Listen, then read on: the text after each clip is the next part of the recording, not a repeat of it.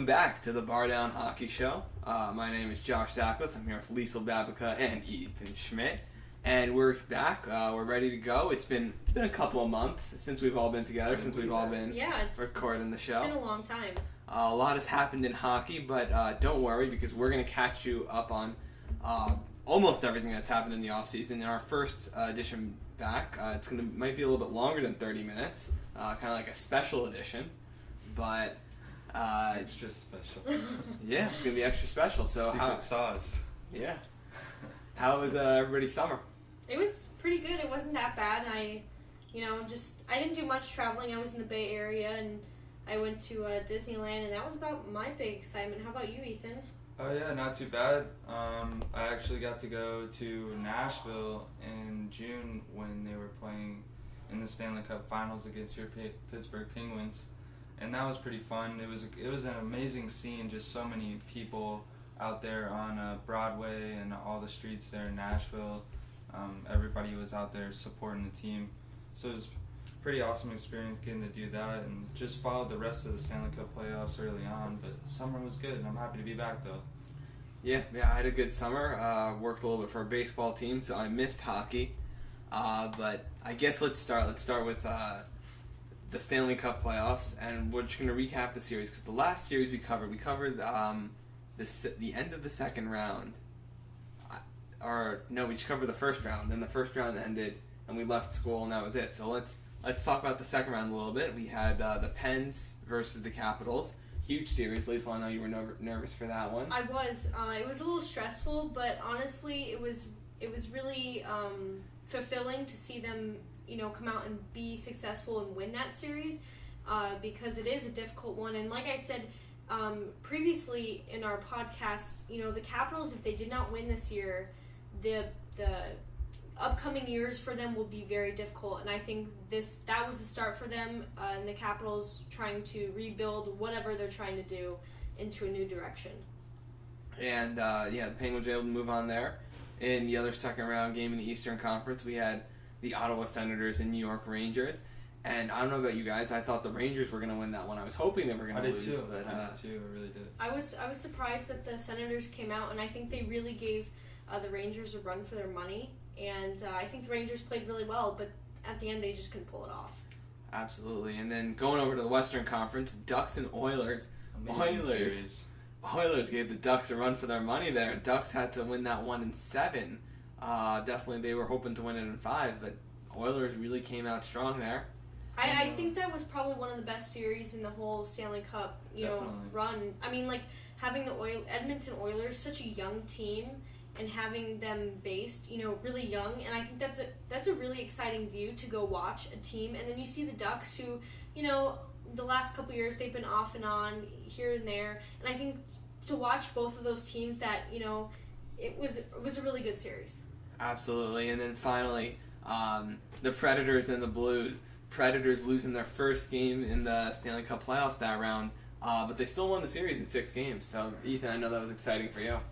Well, the Nashville won the first game, right, against St. Louis, and then they lost the second game in St. Louis. Yeah, I mean, they lose their first game, overall in the playoffs. Oh, yeah, I see what you're saying now. Okay. I mean, it was crazy for Nashville to sweep Chicago like they did in the first round, and then taking on another Central Division rival in St. Louis in the second round, and the Predators just took it to them and were able to prevail and move on to the Western Conference Finals for the first time in franchise history too. So. Yeah, first the overall semifinals, but the Western and Eastern Conference Finals, we had the Preds and Ducks. The Predators won that one in 6. Ethan, now you were pretty excited about that. Yeah, it was just a crazy atmosphere. I couldn't even believe it to see the Preds advance. Like, there was a moment where when that game ended, I just sat there in disbelief, and probably shed a tear. I don't remember. I won't confirm that information. No, but it was just absolutely amazing to see that happen, and it's been a dream come true for Nashville. A long time coming too, and General Manager David Poile deserved it, and the city of Nashville deserved it. Absolutely, and the Pens and Ottawa Senators. Penguins won that series in 7. Lisa, I know that was stressful for you, especially when the Senators were really giving the Penguins a run for their money. It was probably one of the most stressful games in my young life, I would say, that I have watched for the Penguins. I remember I was sitting there, my boyfriend was over, and my best friend were over, and I'm the type of person that if the game is not over, don't say a darn word, because, if you jinx it, so help me, I'm coming for your throat, basically. And I just remember sitting there, and my anxiety levels were at an all-time high. And then the second overtime, I really thought the Penguins were, that Ottawa was going to get a fluky goal. And the Kunitz goal in double overtime, I'm getting goosebumps right now, probably tops the feeling is undescribable. And I think that was even better than the game winner with Hornquist, in the Stanley Cup Finals. I just think, for me, that was the highlight of their whole run, through everything. Because I think it was just Kunitz being an older player. There's been kind of some hints, he hasn't been as good as he used to, this and that. And I think he really put the icing on the cake that the Penguins did need him. And he was there for them when they needed him to be. And I think that's really great that he stepped up. And I remember it, I screamed, and I just couldn't believe it. I was too much. Well, I think that series was the pinnacle of the Stanley Cup Playoffs. I mean, that double overtime Eastern Conference Finals was on the line. Like, it was so fun to watch that game, and I was on the edge of my seat. No, I'm not a fan of either team. I mean, just being a fan of hockey, you were just biting your nails with that game, and for the Penguins to prevail after they were down 2-1 to Ottawa earlier in the series, and to battle into double overtime and take it and move on to Stanley Cup.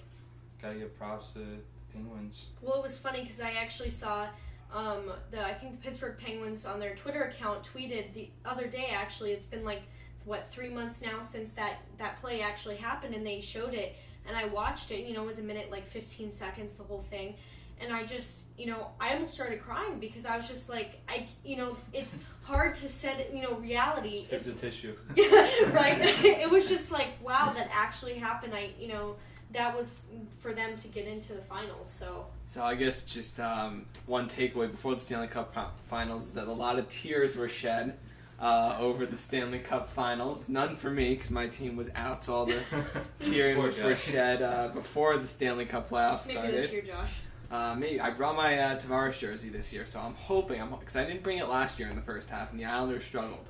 So I'm hoping this year, I brought it in the first half of the season. Maybe that's going to change the tide. Maybe they can actually re-sign Tavares. But moving on to the finals, guys. Oh my goodness. Pens Preds. That was the final. You're gonna have to stand in between Lisa and I talk about this one. When the playoffs started, I think we all knew it was a possibility, but I don't think any of us really expected it to happen. But then when it finally did, it was pretty shocking. And honestly, I think it was a good thing we were all in our little corners of the U.S. when that series went down. At first I would like to give props to Ethan, because I think I always give Ethan a really hard time, whether it's on the show or just on the side, about his team. And I kind of look at the Nashville Predators as kind of like an Arizona Coyotes parallel. And to me, that's what I saw in the Predators. And quite frankly, they completely turned my point of view about the team around. And, as crappy as it was for, however you want to look at it in the final game, I think they put the best that they could out there. And I was just really impressed with the way they played. And I just want to give you props, and I think you deserve credit because we crapped on you all season for your team. And, I don't think we gave you enough credit, so that's your credit. You're getting it. And, I think your team played fantastic. I'll take credit when credit's due, huh?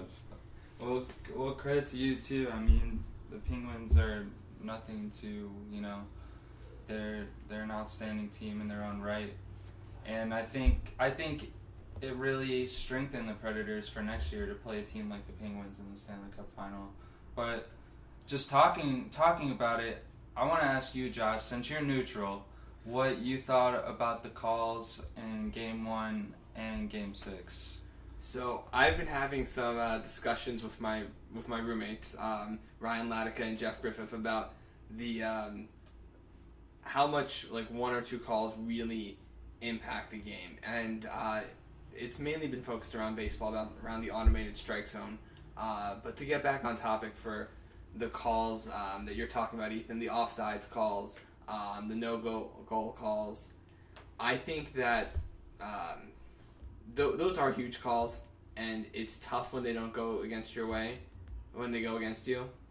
I don't remember exactly how I felt for each one, but I think... Well, in Game 1, it was Philip Forsberg, the head coach for the Pittsburgh Penguins, Sullivan, went back and challenged it after the fact. Subban scored the goal, and then they said Philip Forsberg was offsides. I think, especially when you challenge it, when you still have a challenge in sports, because I know NFL, hockey, baseball, you run out of challenges. So if you challenge it and they look at it and they still confirm the call or they deny the call, I think you have to trust the refs up in Toronto, up in the NFL quarters, up in New York for the MLB, that they've made the right call. I think the tough thing is when you have no challenges left, or the refs or the umpires won't look at the call again, and then and you see that it was wrong, or you see that it was a controversial play. But I think that when it goes to replay and it comes back and it's confirmed or it's denied and that's it, I don't think there's really anything else that can be said. I mean, you can look at a play a million times, and you can find little things in each time that you view it that, oh, maybe it was this call, maybe it was that call, maybe it was this call. There are only so many times you can look at a play. I think when I was sitting there watching the replay, and as they continue to show it, I think it was a really tough call. And, I'm going to get a little deep for a second, but people are human. Humans make mistakes. And whether that was the right call or the wrong call, I think either way they did it on their best judgment. Now, don't get me wrong, I think the Predators came back at, Penguins won 5-3 that game, but the Predators did come back and score goals. So I don't think that was a big game changer for them. I think that lit fire under them, and I think, they took that into their own hands. I think as a former player, when you hear a call and that's not the call that you want to hear, it lights fire underneath you, and you want to go and get that back. And I think the Predators did do that, but at the end of the day, they couldn't put themselves farther enough and spread themselves from the Penguins to successfully win that game. Well, going off what Josh was saying, I feel like, even you just said it was a very difficult call. I feel like if it's so difficult to say, how are they able to overturn it? You know what I'm saying? Usually, like, especially with NFL football, we look at plays, they always say there's not enough evidence to overturn. And it seemed like that was the case on that call, but they still overturned it. I would agree with you on that. And that was what was hard for me, is that it happened, PK Subban scored the goal, Preds were up 1-0, and then all of a sudden Sullivan puts the challenge out there, and it's so hard to tell, but they still overturned it. That was what was difficult for me to grasp, just because absolutely, and you have little moments like that. I think in every hockey game where, and I'm sure if you go back and talk to any of the members of the Nashville Predators, I'm sure they'd say yes, that was a goal, but then we could have also scored these 6 or 7 other times in the game. Yeah. When we made a bad pass, or we made a turnover, or we just didn't shoot it the right way. So I'm sure there's a lot of regret as a player, and I'm sure, especially when you lose, because you're like, I could have finished it at X, Y, and Z, but I didn't, and so could have finished it X, Y, and Z, but they didn't. And there's a lot of fault that brings into them. I don't think they look too deep into the call or being overturned. Yeah, well, as a player and as a team, you just got to say, all right, let's move on. That was the call. So I think as a fan, you have every right to be frustrated with the officials for that call. But I think as a team, if you ask the players honestly, I don't think any of them would really be disappointed with the call or say that call cost us the Stanley Cup. Because as a team, you have to be stronger than that. you want to win, but you don't just want to win by a little bit. You want to prove to the world that you are undoubtedly the Stanley Cup champions. And winning on like a controversial call or stuff like that, like I feel like when you say that the refs determined the outcome of that game, well, have the refs determined outcomes of other games that you've won that have sent you to the Stanley Cup or that have sent you into the playoffs or that turned your season around? Well, how do you feel about Game 6 when Colton Sissons scored that goal and the ref was screened by the back of Matt Murray, and he didn't see that Matt Murray actually had never saved the puck. He let up the rebound to Sissons, but they disallowed the goal because they blew the whistle. It's human error. I think that's absolutely human error. And do you think that should be reviewable, able to be overturned if the ref makes a big mistake like that? I think I mentioned the automated strike zone earlier, and I think it's a slippery slope. I think that once you have an automated strike zone, now you're going to be asking a lot of other questions. What else should we automate with the game? Should we automate safe and out calls? I think it's the same thing with the referees in hockey.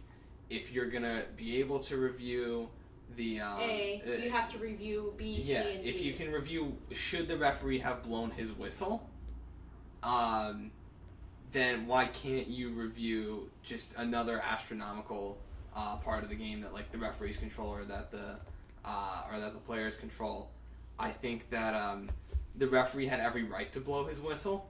I think that if you're the NHL, maybe you want to talk to the referees about getting in better position, or maybe if you want to consider adding another referee, maybe to sit in this. Well, there's already 4 on the and ice, I think it is difficult because that circumstance does not happen very often. It's I mean, true. if it was a reoccurring theme that refs were screwing up to that extent, I think there would be change implemented. But because that's like really rare that it happens, I don't think much change is going to come out of it. And final thing from me, I think that... And hold on, Ethan, just before you say anything, sure. Just in case any of our listeners don't remember the exact play, or what exactly happened is, like you said, Ethan, it was a shot on goal by the Predators, Matt Murray let up a rebound, and Sissons came in and he scored. It was probably the easiest goal he's ever scored in his life. But what happened was the ref lost sight of the puck, and what referees are taught to do is they're taught to blow the whistle if they lose sight of the puck. And that's exactly what the referee did. So that's just what we were talking about. Just going off that, my final thing was we just discussed human error and referees being a part of the game, and we need to accept their calls. I'm all down for that. But when you look at it, why the referee was behind Matt Murray and the puck was in front of Matt Murray, and that's where things get a little, kind of like. I mean, the ref was not in the position he should have been at that time in the game, I feel like. And that's where it gets kind of... I mean, it's still gray, and it's over and done with. But at the same time, I mean, the ref wasn't in the right position in a Stanley Cup final game. I guess my view of it is the Predators did not get a call their way. How many power plays did they get in that game? They had 4 power plays. Actually, I think they were all in a row, basically. Yeah. They had one point in time where they had a 5-on-3, and they could not score at all. To me, if your team, not like your team, but like... I mean, that was pitiful. And it's so when that happens, you can't dwell on that. Yeah. And like we said before, the team has to light a fire, and if they don't want to light a fire, and it looks like... And obviously they did not. I'm just talking about the ref.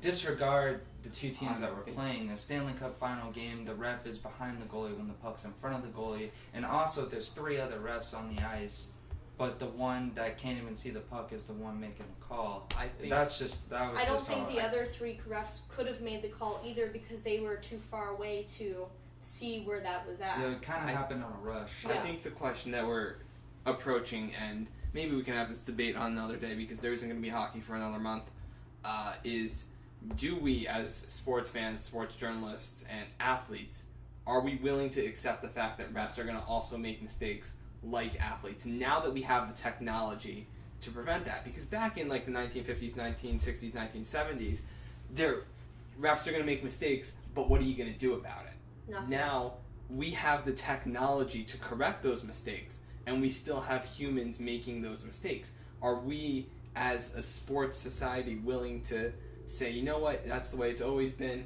Yes, my team's going to get hurt on those calls, and you know what, it may wind up even costing us a trip to a championship or a trip to the playoffs or a championship itself, even though that's incredibly rare now that we have replay.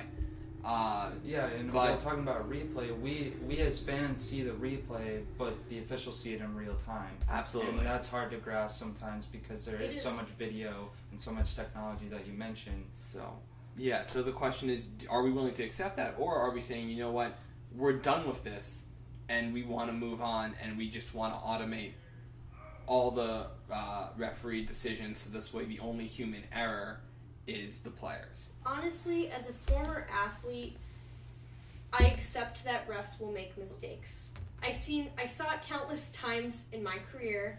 I saw the ref call a handball in the box. I played soccer, and it's like, are you really kidding me right now? That did not happen. But they call it because of the angle or wherever they're at. But at the end of the day, as an athlete, I get over that and realize, you know what? They're just like me. I made a mistake in that game too, or done this. And I think when you get into the automated, whatever you want to, whether it's baseball or hockey or football, it starts to make the game kind of lame, I feel like. It makes it more into a video game. Yeah, it'll be more robotic. And that's not what we want. It's not enjoyable. And I think we're getting a little bit off topic here, so, this is actually a great discussion. I think we should definitely talk about this later, but let's focus on ASU Hockey. And ASU Hockey, guys, they've had the 9th best recruiting class this past year, which is huge. It's huge for a program that is entering their second full season in the NCAA Division I. So I know I'm not covering hockey for my publication that I'm working for. I work for the State Press. I'm not covering hockey, but I try to follow along for ASU Hockey. Lisa, I know you're pretty up to date on ASU Hockey stuff. And Ethan, I know you are a huge member of the hockey covering team for Devils in Detail. What do you guys think about the new additions? Do you guys have a favorite new player that you think is going to add like an edge to this ASU team? You know, I was really interested to see how Austin Lemieux was going to look. And I'm not just saying that because I'm a Pens fan, Mario Lemieux, whatever. I was interested to see how he would be in this type of environment. Because, ASU is a building program, and his father has always been a part of successful programs, not necessarily at the beginning, but then it built up that way. And I was interested to see how he was going to kind of fall into the stacks, but right now he's redshirting, so we won't see him this year. So I'll be interested to see how he falls, in upcoming years, or how long he actually stays at ASU and he doesn't transfer out or something like that. So what do you think, Ethan? Well, yeah, I think it's going to be really interesting to see how Austin Lemieux does too, just coming from like such a legacy within his dad. But I'm looking at Patrick Kudla. He's coming in as a defenseman, and he's a Coyotes prospect.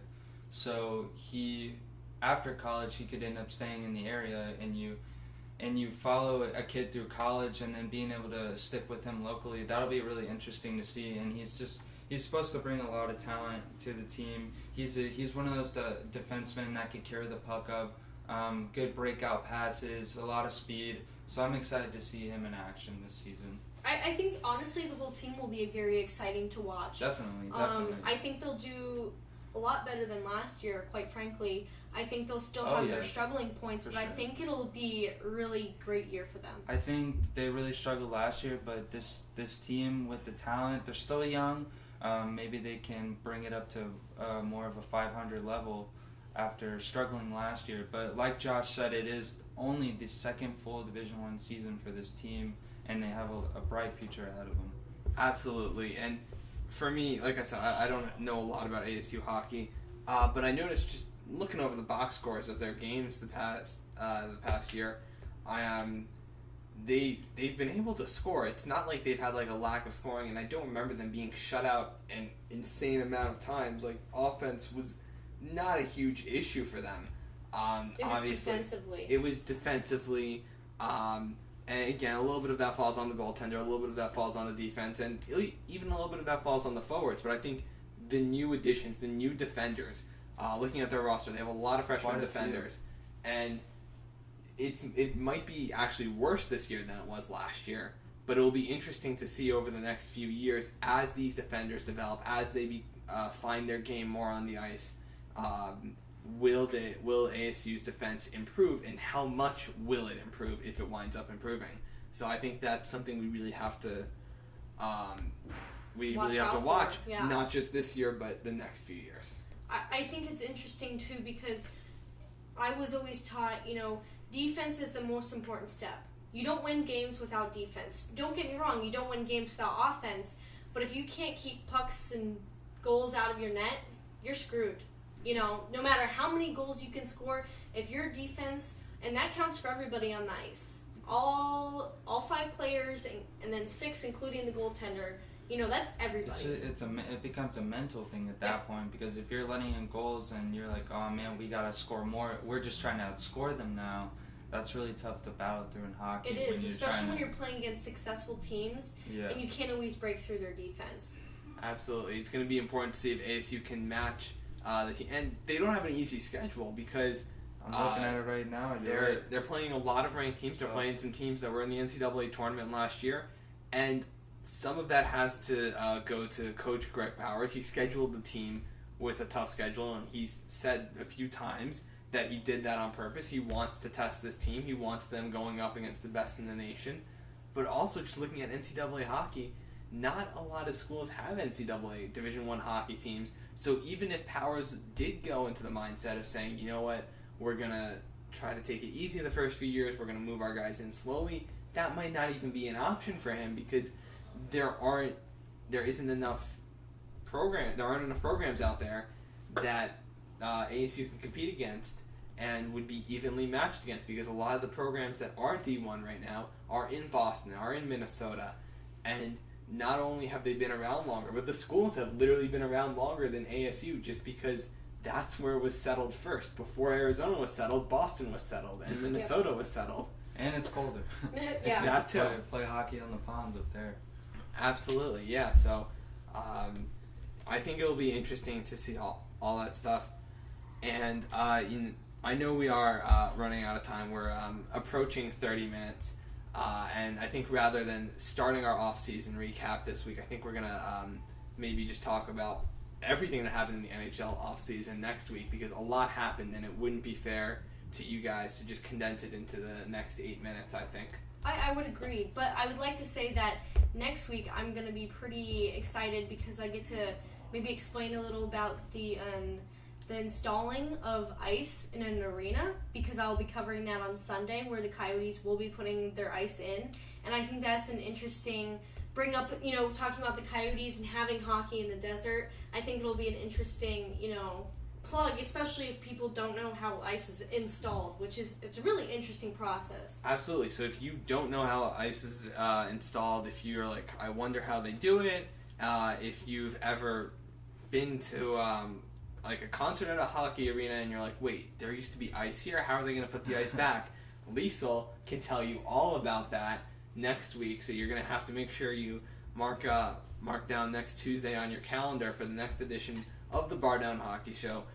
We do hope you enjoyed our cup recap, maybe our reactions, our little rant about officiating, some questions that you might want to ask your friends. It's all part of the Bar Down Hockey Show experience. And if you want more of the Bar Down Hockey Show experience, you can follow us on Twitter at BDH underscore show. And you can follow all of us individually on Twitter. You can follow me at Josh Zaklis. And I'm going to let these guys give their own Twitter. You can follow me at Liesl underscore Lee. And you can follow me at Ethan Schmidt. Yeah, so you can follow all of us on Twitter to get more of the Bar Down Hockey Show experience. And this upcoming year, we will be doing our shows on Tuesday, not Sunday anymore. We're going to Tuesday. We're going to Tuesday, so we're going to give you a little bit of a, maybe not a Monday morning quarterback recap of the NHL weekend, but we will maybe a Tuesday morning quarterback or a Tuesday morning head coach. And ASU's games are on the weekends. Absolutely. So you'll be getting You'll be getting the recap of the NHL weekend. You'll be getting the recap of ASU's weekend. So make sure it's going to be an exciting year for the Bar Down Hockey Show. I'm excited. I know these guys are excited. And we will see you next week on the Bar Down Hockey Show. Hockey Show. Hockey Show. Hockey Show.